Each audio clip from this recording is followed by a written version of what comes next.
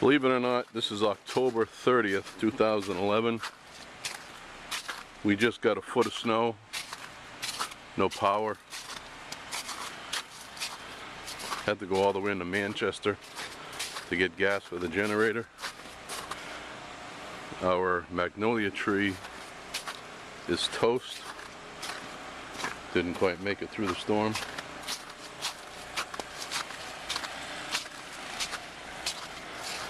This totally sucks.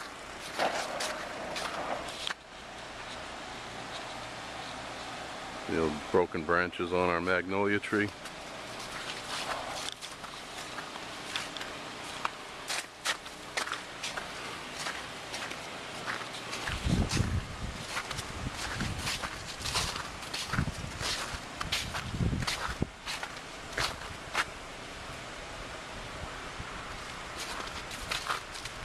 Sure that tree's gonna make it. Probably gonna have to cut it down.